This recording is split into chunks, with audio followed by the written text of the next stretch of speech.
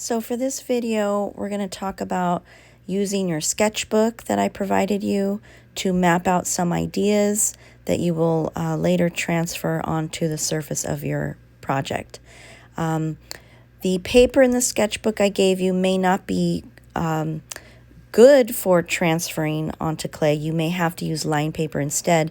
It depends on the thickness of the brand of paper I gave you. But use a sketchbook to come up with some ideas as I have here. You can always transfer with line paper instead. So here's my first idea of a hummingbird, 1 minute sketch. Here's my second idea. It's about a 2-minute sketch, different variation of a hummingbird. And here's my third and final idea, and that's also probably like a 2-minute sketch that I did.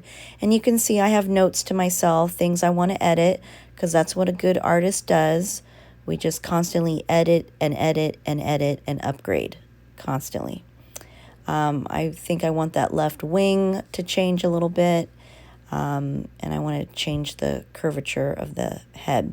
Now, I could rip this out of my sketchbook and transfer it onto my clay, but again, I'm concerned that this paper might be too thick for that. Line paper is really the best for transferring purposes. I didn't have line paper in my studio at the time of filming this, so I'm working with tracing paper, really thin tracing paper, and it's usually see-through and kind of waxy. So here's my hummingbird sketch, inspired by my original sketch from my sketchbook. And you can see I've added some background details, a stained glass style pattern. So that's the difference between the drawing on the left and the drawing on the right. But I took my tracing paper and I traced over my sketchbook idea. And then I kind of upgraded it. I took a ruler and I used a ruler and a pencil initially, and I just sectioned off random geometric designs. That's what gives it that stained glass look. And then I took my Sharpie marker and re-outlined, which is a commitment.